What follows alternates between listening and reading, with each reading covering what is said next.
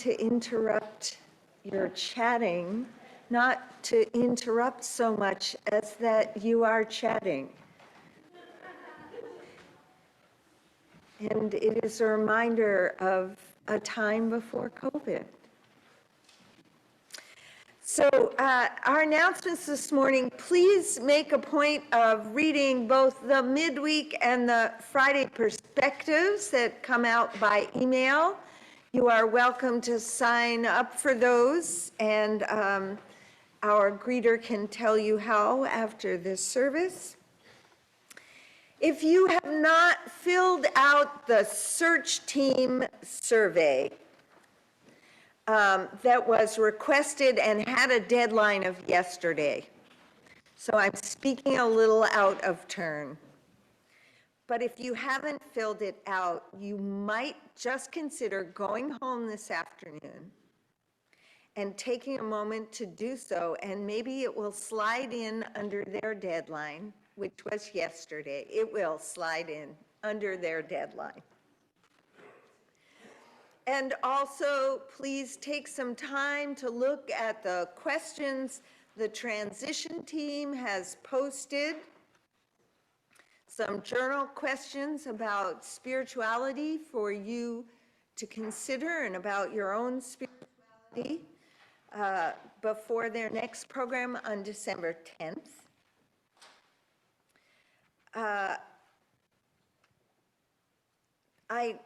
I'm going to again speak a little out of turn, but I'm hoping the Buildings and Grounds team had a wonderful care day, and the front doors are newly painted. So thank you everyone who showed up last week to do that. Tonight at 7 p.m.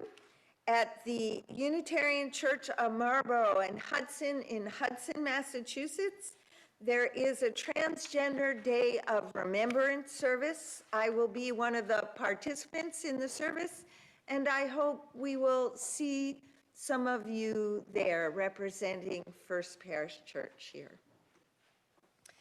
And finally, the Unitarian Universalist Mass Action Group is in their second annual countdown to the National Day of Mourning, an annual tradition since 1970.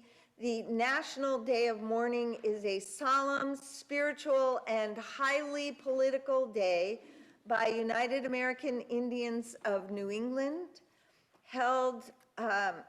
It's held on the day many of us celebrate Thanksgiving. Mythology surrounding Thanksgiving is deeply rooted in colonialism and antithetical to indigenous justice, it says on their website. As part of Native American Heritage Month, and to push back against the mythology, Unitarian Universalists for Mass Action are calling all Unitarian Universalists to join them in a short daily practice, 2 minutes to 10 minutes, of counting down the days to the National Day of Mourning. They have a checklist on their website if you are interested. And Thursday morning, November 23rd, Thursday afternoon, between noon and 3 p.m., they will have an online meetup. And now we welcome you to the service. Today's worship associate, Ann Morrissey, will lead us in the welcome.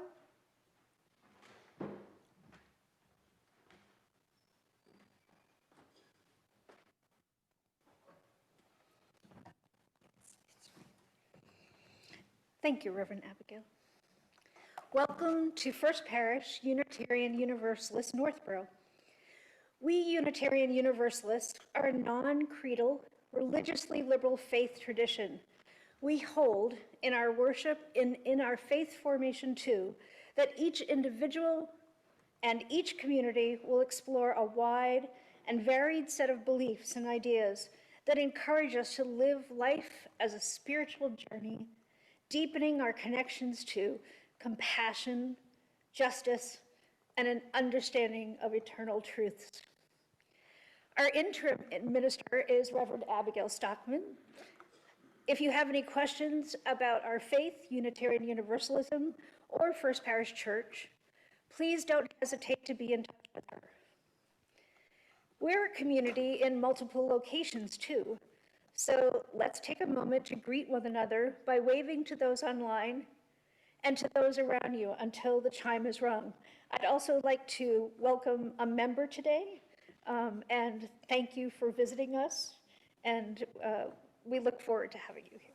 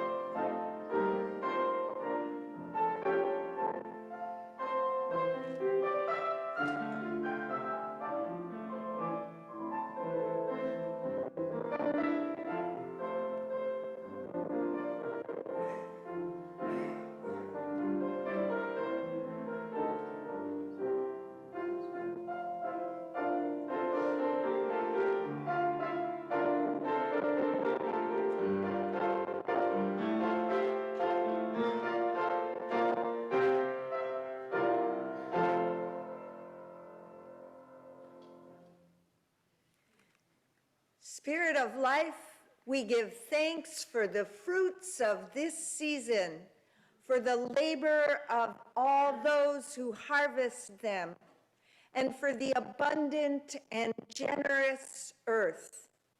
May the power that brings forth good things from dirt and the spirit that grows each time we give and receive be in us and with us today, and all this Thanksgiving week. With gratitude for the gifts of life, come, let us worship together.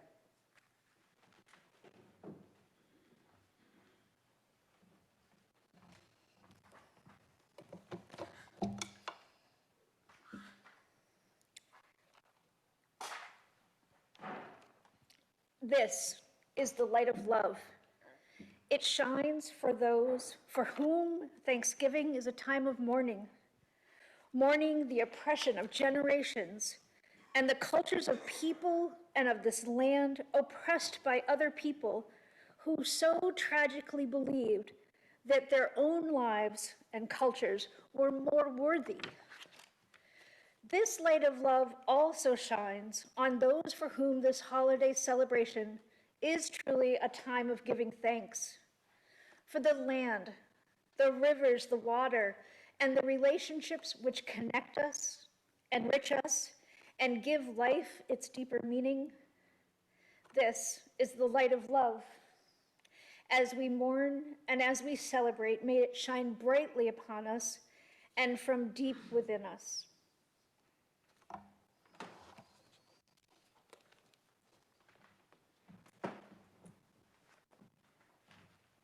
Please rise in spirit, body as you are able. Our first hymn is number 349 in the gray hymnal.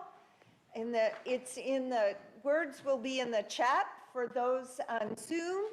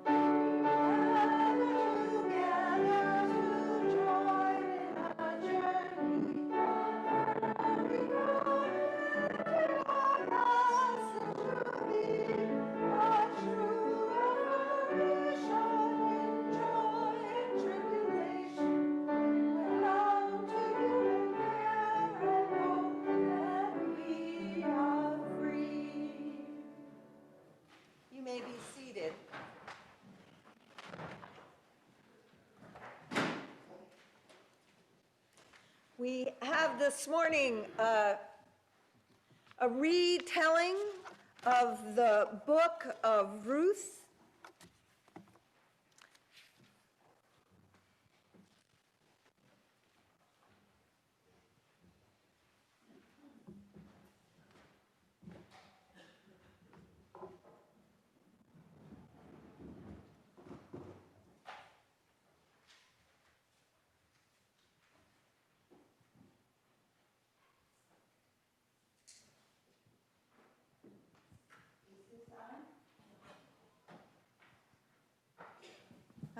Right, doesn't say on, it says mute.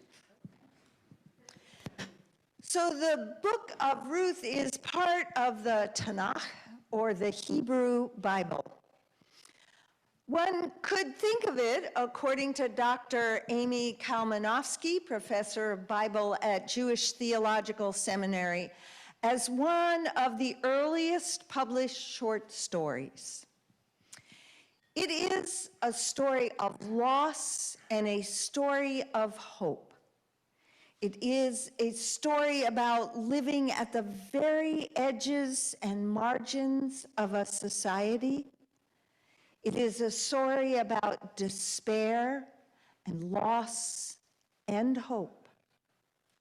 It is a story of belonging, of taking in strangers. It is a story of faith to something larger than ourselves. It takes place at a historical time when many, including the biblical Israelites, practiced something called Levirate marriage. Wikipedia gives this definition of Levirate marriage: a type of marriage in which the brother of a deceased man is obliged to marry his brother's widow. Levirate marriage arose as a practice in groups where marriage outside the group was not allowed nor encouraged. This was true of the tribes living in the part of our modern world, Israel and Palestine, now engaged in such a frightening conflict and for whom we pray each day. The main characters of this story are Naomi, an Israelite of Judah, of Bethlehem, which means house of bread, on the west side of the Jordan River. Ruth and Orpah are Moabites, from the east side of the Jordan River. In the culture of ancient Israel, Moabites and Israelites did not marry one another. According to Dr. Kalmanovsky, this story, in 6 short biblical chapters, has layers of complexity and depth. She notes that it's one of the rare biblical stories centered around women, and a story where God is not one of the main characters. Dr. Kalmanovsky also notes, for readers fluent in the ancient language of the story, it is full of humor in the meaning of the various names. Let's begin. About 1,000 years before the birth of Jesus, there was a famine in the place known as Bethlehem, or house of bread. A man called Elimelech, whose name means God is king, and his wife Naomi, whose name means pleasant one, along with their 2 sons, Machlon and Chilion, names meaning sickness and wasting. It's what we all were going to name our children this week, right? They left the area of famine in Bethlehem and went to live among strangers as immigrants in the country known as Moab. We presume they went to this foreign land because there was no famine in Moab at the time.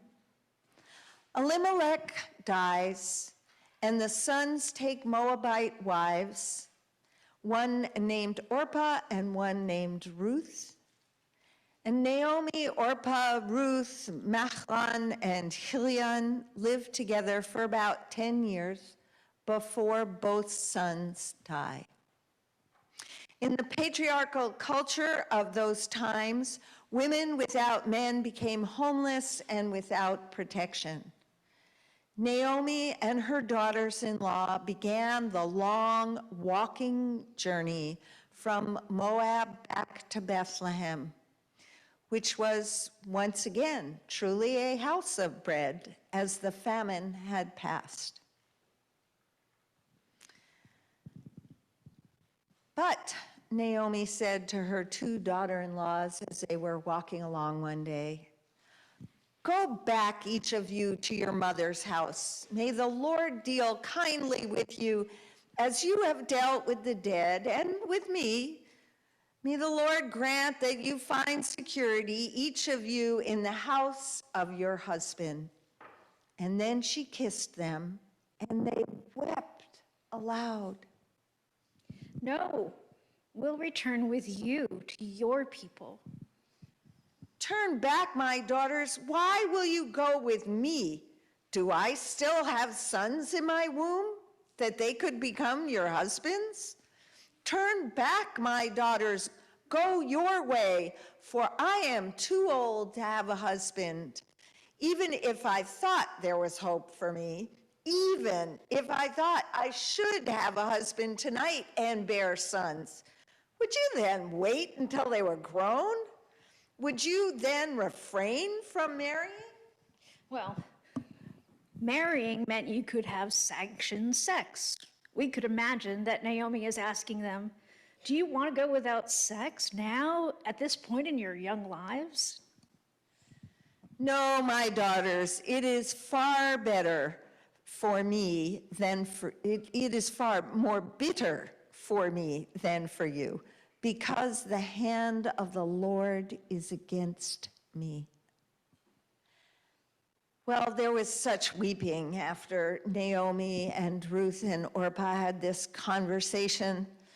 And but finally Orpah kissed Naomi goodbye, but Ruth clung to her, clung. Naomi points out to Ruth the wisdom of Orpah's going, saying that Orpah returned both to her people and to her gods. Do not press me to leave you or to turn back from following you. Where you go, I will go.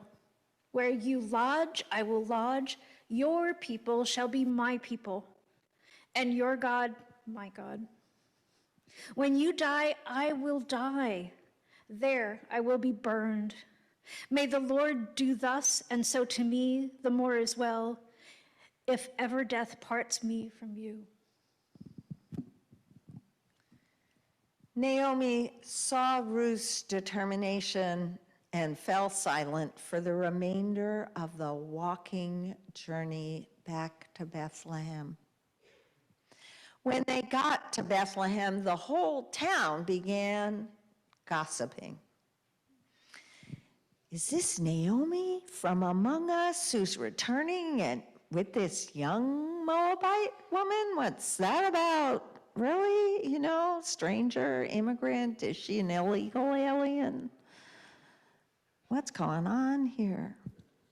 But Naomi grew bold in the face of the gossip and replies to them, "Call me no longer Naomi, call me Mara, bitterness. For the Almighty has dealt bitterly with me. I went away full, but the Lord has brought me back empty. Why call me Naomi when the Lord has dealt harshly with me and the Almighty has brought calamity upon me?" Naomi, who is now Mara, or bitterness, and Ruth have returned just as the barley is harvested. In Bethlehem, Elimelech, Naomi's dead husband, has relatives. Boaz is one, a successful farmer. Ruth goes to glean the fields, a process commanded in Jewish law, so that those at the margins of society, the poor, the widowed, the sick, could always have a food source. It's like an ancient community meal. Ruth goes to glean in the fields of Boaz. Gleaning is the practice of leaving a percentage of the field unharvested by the owners, so that gleaners may come along and gather nourishment. Boaz notices Ruth, takes care that she is protected, that is, from his workers, that they will not rape, and that he will not rape her, while she gleans in the fields.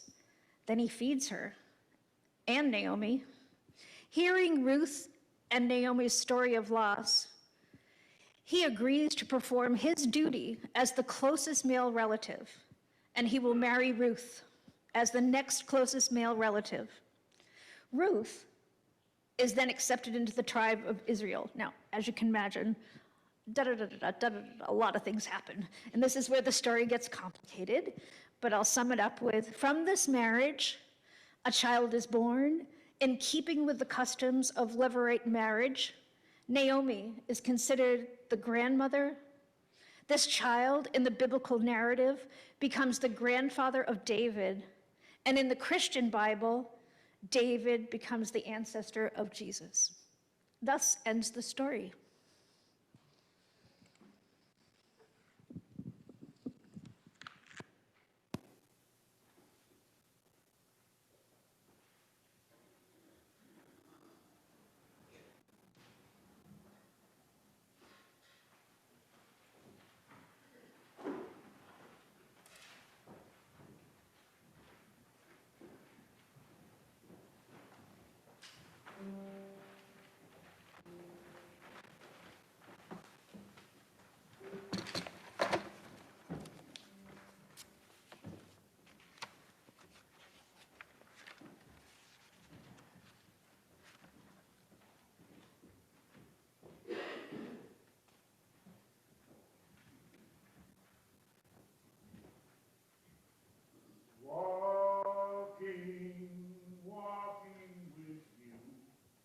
Walking with you is my prayer.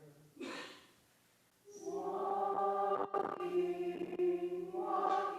with you, walking with you is my prayer. Singing with you, singing with you is my prayer.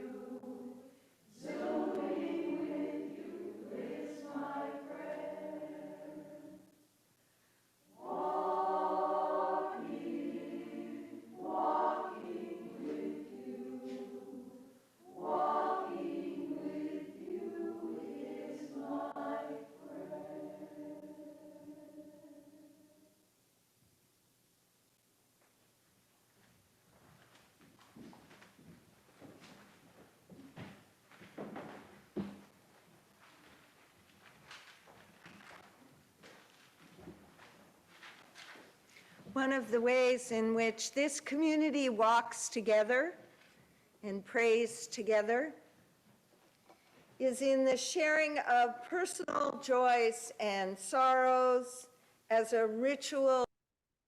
May we find ourselves in deep breathing to be reminded of the breath, the spiritus that lives within, among, between, and beyond us. Taking some deep breaths and allowing ourselves to be present here in this moment. Spirit of life, and love.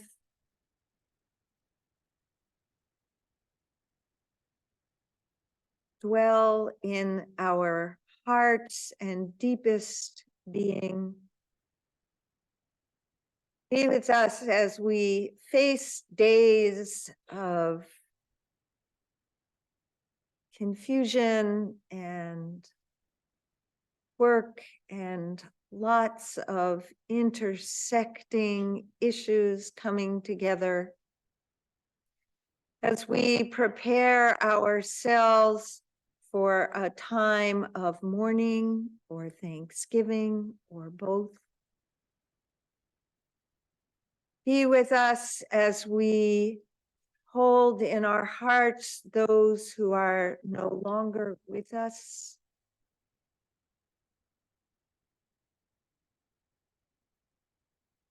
And be with those who are here and facing struggles, physical, emotional, financial.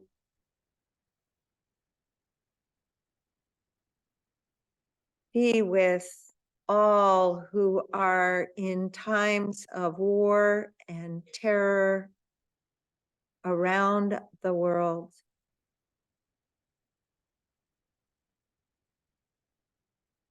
May we bring peace into our own hearts.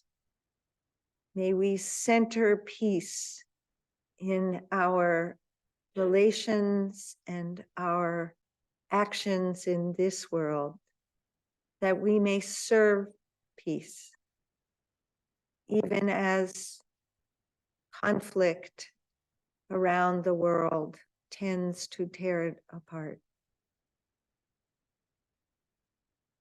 Let us have a moment of silence together to be with the Spirit and the still small voice within, among, between, and beyond. We'll end with an amen.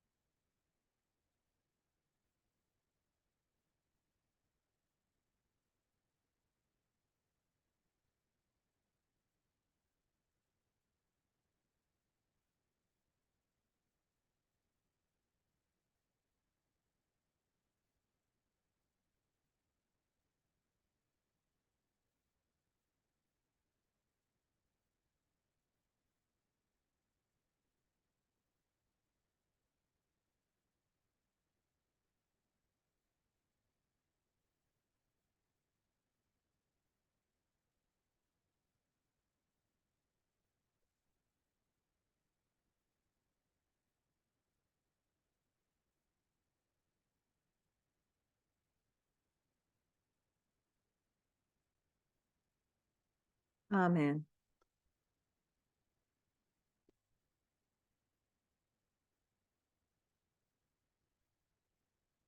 This is our opportunity for generosity.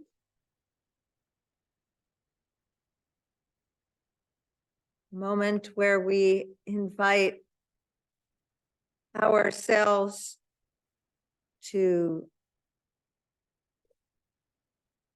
offer a financial offering, but also to remember the other ways in which we are generous with this congregation, with one another, with the community around us and the world, the ways in which we contribute with service, with action, and in this moment, if appropriate, with financial contributions.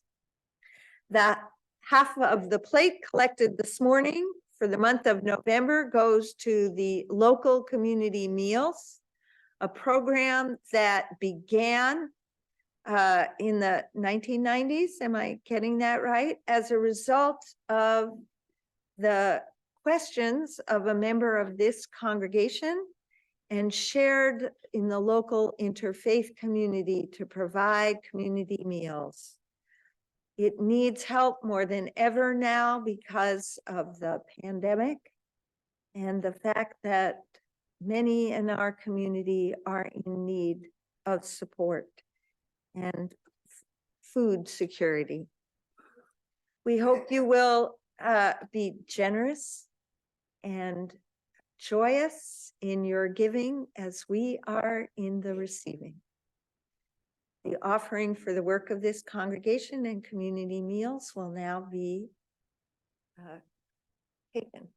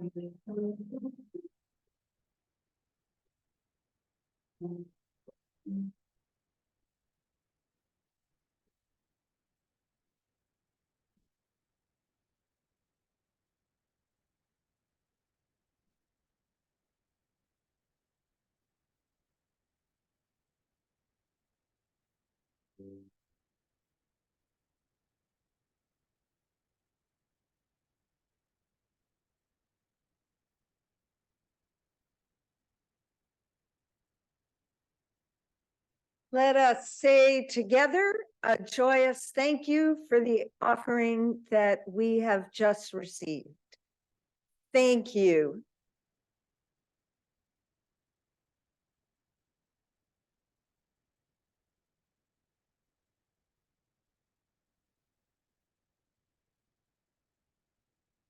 Naomi, in the beginning of this story, where she becomes Mara, strikes me as the epitome of despair. Note, I'm not speaking about the kind of despair where we need to seek medical attention, but just that human despair we feel in the midst of loss and mourning, confusion, when we are ungrounded. Call me bitterness, she says, and not without good reason.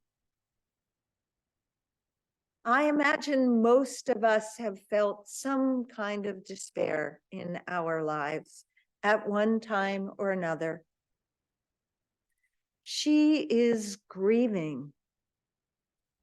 She is not just grieving the death of loved ones, but with that death as a woman in that culture, everything is lost. Her status, her safety, it is all gone. Her home,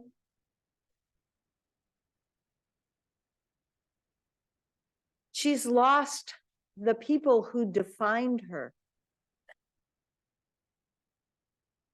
She's moved to action, to returning home, not by any hope as much as just by despair itself. By returning to Bethlehem, she's returning to what's familiar in the sense of location and culture, but that is all. Her despair is increased because there is no one and nothing for her that she can see that point in her journey, even in Bethlehem. She is in such despair that she pushes away the two people in her world, the only two people who not only share in that loss with her, but who clearly respect her.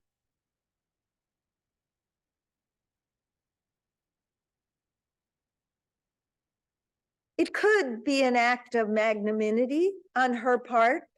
Go, you're young, you still have life ahead of you. Return to your own mother's homes, your own culture. You'll be taken in, you can have husbands, life can go on as it should for a young person. You could be active and have a sex life again and all those things that are, Naomi imagines, is important to both of them. But it could also be one of those dramatic acts that probably none of you have ever done when you're feeling sorry for yourself. I'll be okay. Don't worry about me. That might indicate just how sorry she feels for herself. Here she was, she'd followed all the rules of her culture. She'd been a good wife and mother. She'd followed the laws.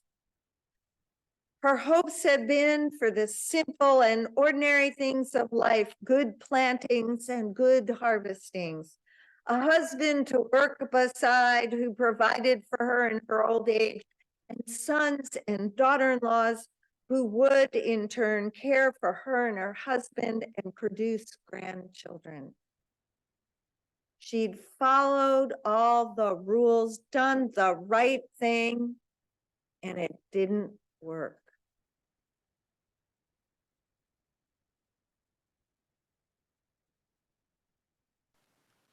She was despairing and she was bitter.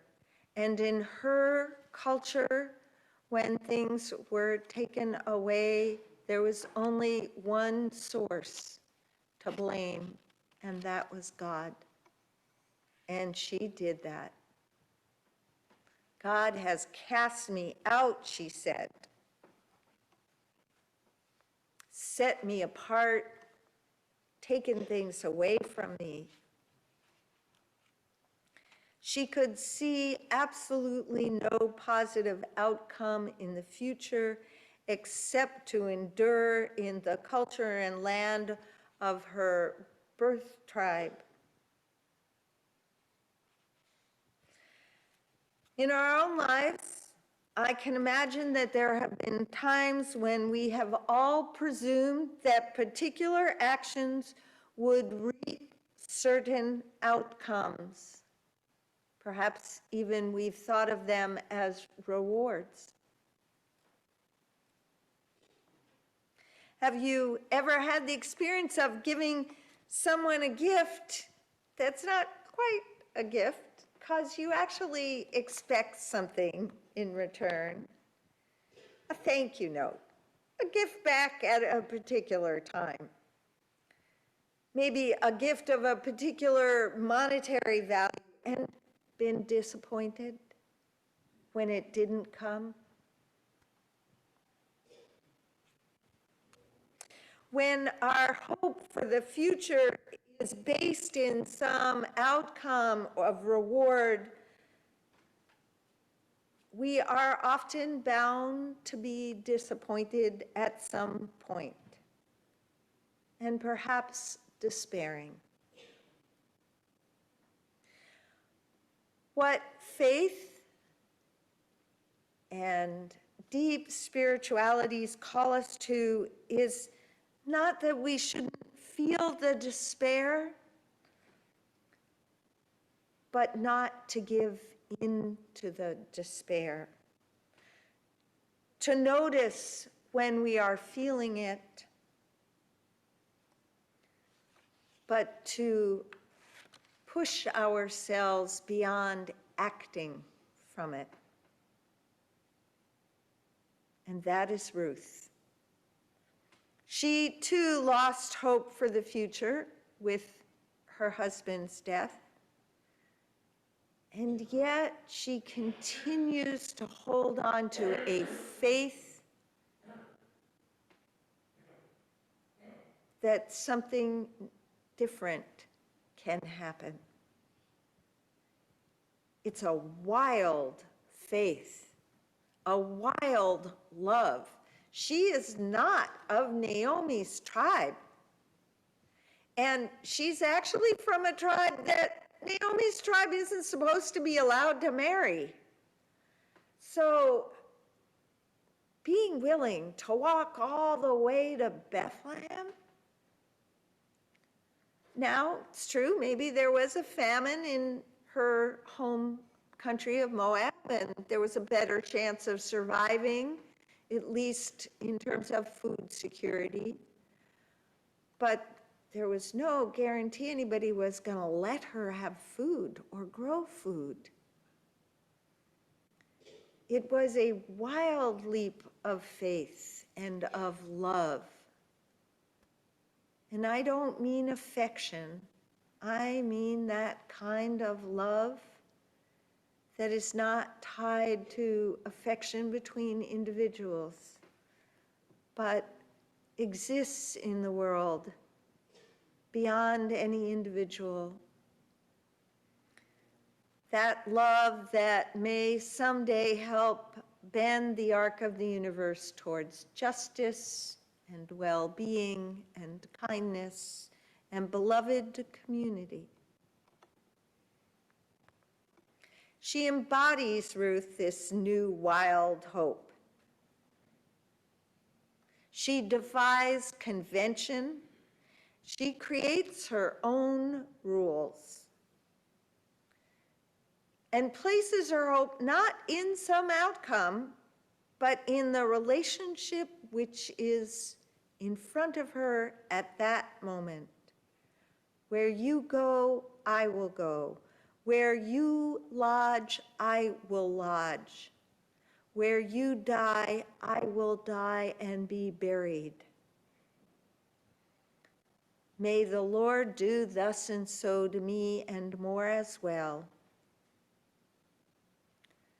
That is a statement of faith and of love in an unknown future.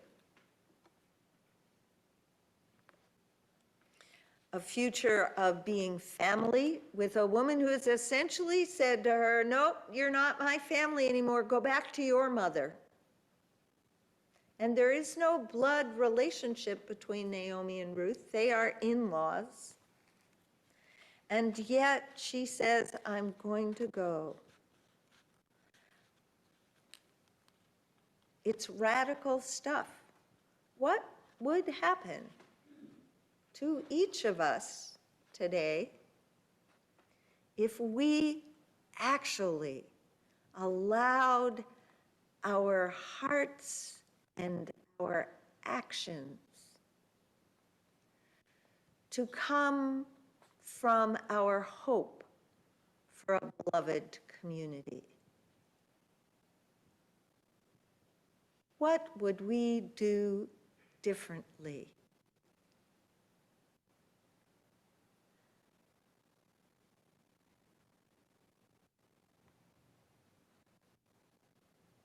I think it's very hard for us to actually imagine that.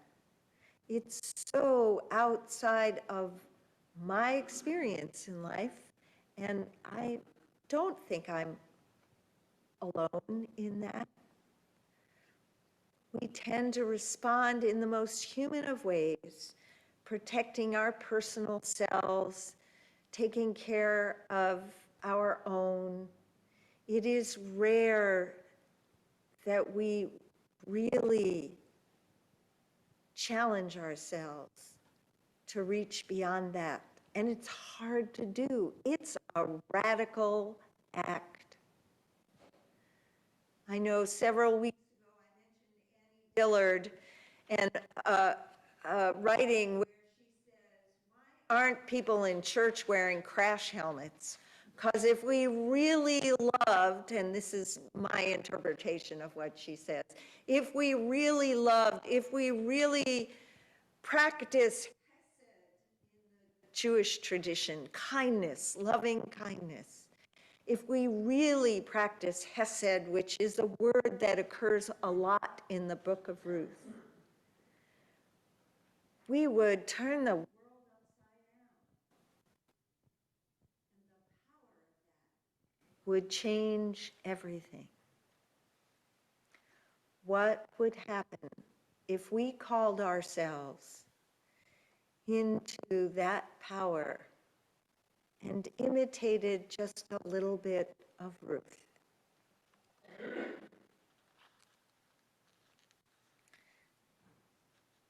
What would change? What would the world look like? What would your world look like? The story of Ruth and Naomi also points out that sowing the seeds of hope for virtues in most of us must in fact be carefully grown and nurtured in order for their rewards to be harvested. The seeds of hope can sometimes only be sown in moments of despair and difficulty.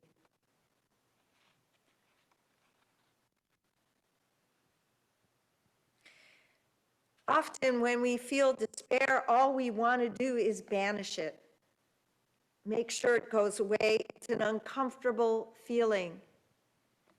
I've been known to say, I want to get out of my skin in those moments. And yet, none of us go through life without some despair. And even in the story of Jesus, there are moments of despair, the deepest one being the moment when he's on the cross crying out, Father, why have you forsaken me? We must be able to name our despairs. It is easier for me to do that, I want to say, here in the pulpit, than it is for any of us to do it in the moment that it exists in our own lives. It's not easy, but naming our losses and mourning them and noting our despairs is important to creating hope and faith and love.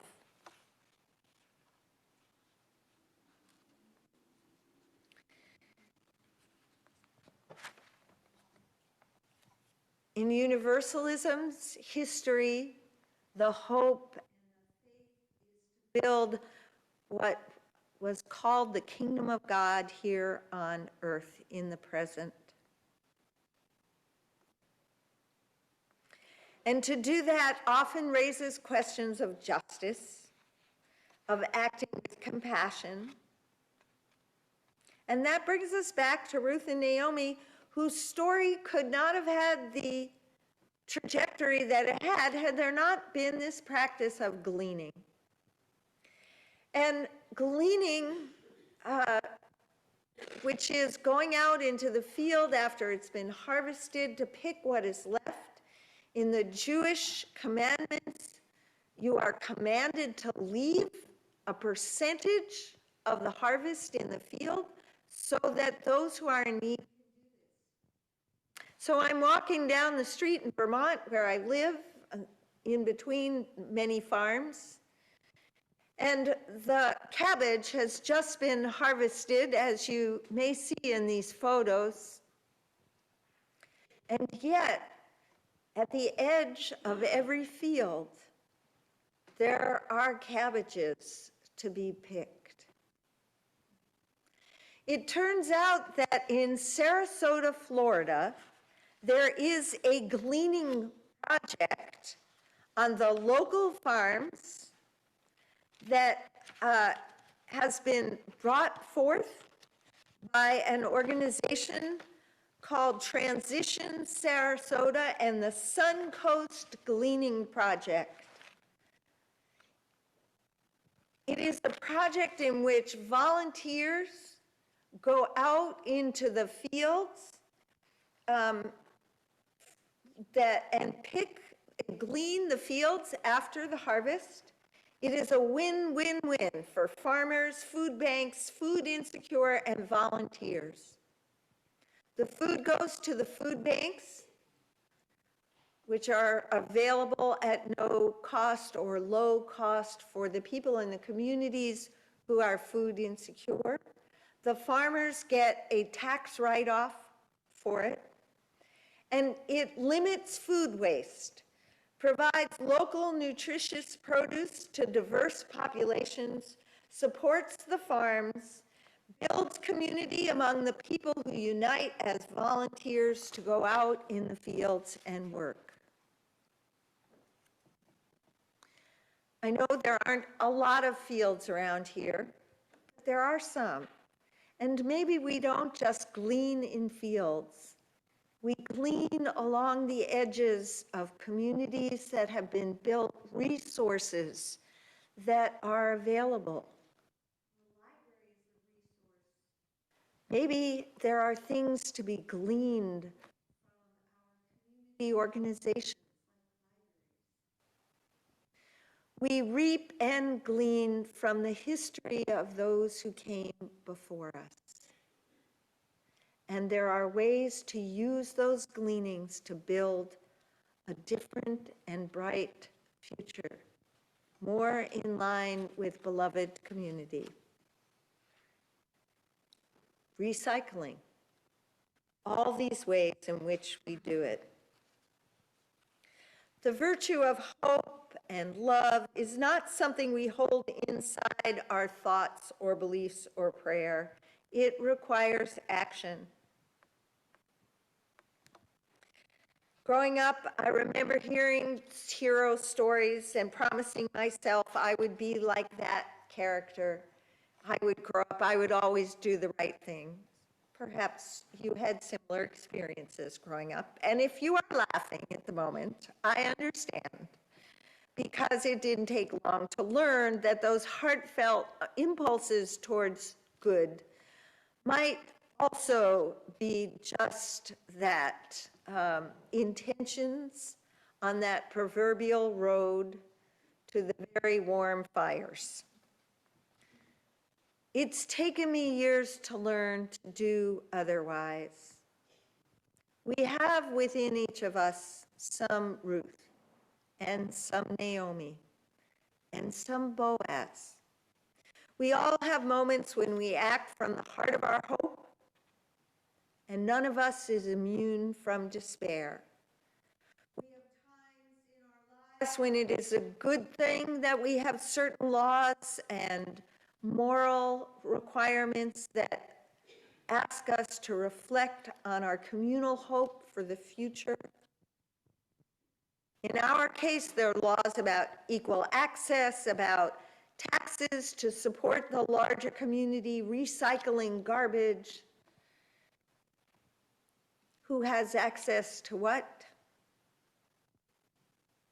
What would our nation, our towns, our cities, our congregation look like if everyone followed the practice as Boaz did of leaving some decent portion of whatever it is we are harvesting, even spirituality, for the poor and the widowed and the orphaned as in our society today? What might this look like?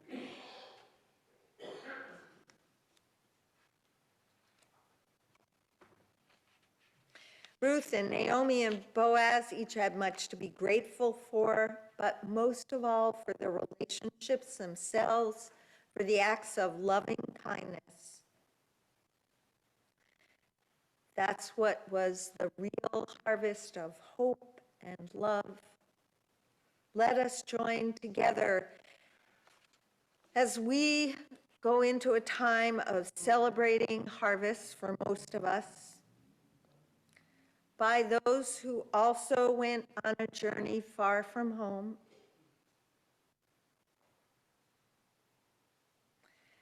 and who made that journey an expression of hope. Let us share the gleanings of our crops, whatever they be. Amen.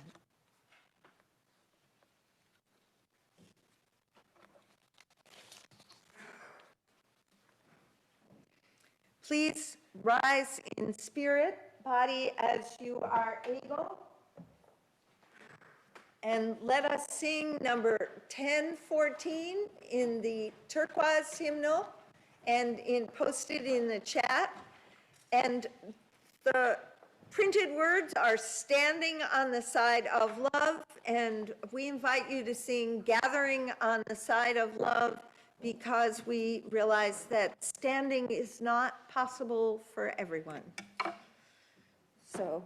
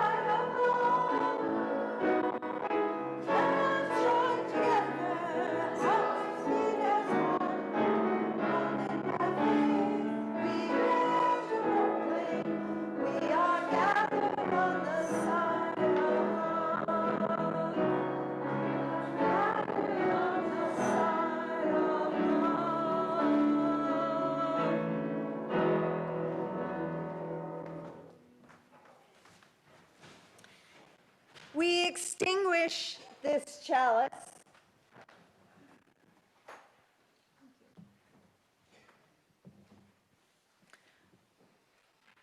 but not the light of love. The service has ended, but our work has just begun. Let us carry the light of love in our hearts and shine it on those lives that touch ours in this week. And the choir will sing our postlude today. Laudate omnia, praise everything.